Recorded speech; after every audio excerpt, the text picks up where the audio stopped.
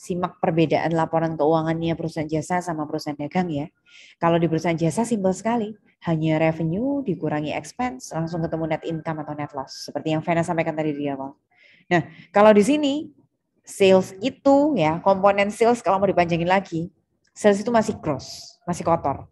Dikurangi retur, dikurangi diskon baru jadi net sales. Net sales dikurangi COGS namanya gross profit. Gross profit kurangi operating expense, baru ketemu net income atau net loss. Teman-teman di sini diperkenalkan dengan tambahan lagi. Catat ya, sebenarnya tambahan ini bukan hanya di perusahaan dagang, yang tambahan ini bisa jadi di semua perusahaan, jasa juga bisa, manufaktur juga bisa. Apa itu tambahannya? Di sini kalau disimak gross profit dikurangi operating expense namanya masih income from operation. Teman-teman ada komponen other revenue and gain sama komponen other expense and loss. Ini bisa ditambahkan di lebih lanjutnya ketika belajar akuntansi. Kalau kalian berkecimpungnya di perusahaan dagang, berarti kalau ada pendapatan lain-lain, misalnya kalian punya banyak uang, terus ngutangin orang, minjemin uang orang, kan ada pendapatan bunga. Nah, pendapatan bunga itu dianggap pendapatan sampingan. Jadi usaha utamanya misalnya punya minimarket, hypermarket, tetap dagang. Itu namanya sales revenue. Nanti kalau ada pendapatan lain-lain baru namanya interest revenue. Terus kadang-kadang kita jual plan aset kita, tanah, bangunan, kendaraan. Kita jual tanah bangunan, kita bukan broker properti, itu bukan usaha utama kita. Kita jual mobil, kita bukan dealer mobil, kita bukan showroom mobil.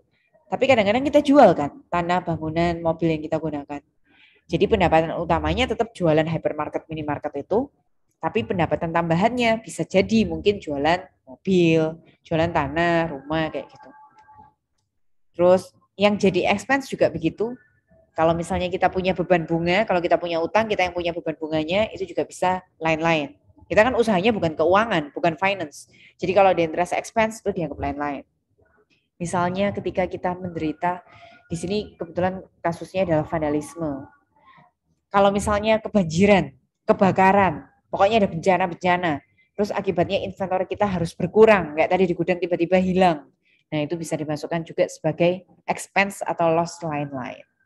Kejadian yang tidak rutin muncul, kejadian yang tidak ada hubungannya dengan bisnis utama, itu disebut dengan kalau pendapatan uang masuk ada revenue and gain, kalau bicara pengeluaran ada expense and loss.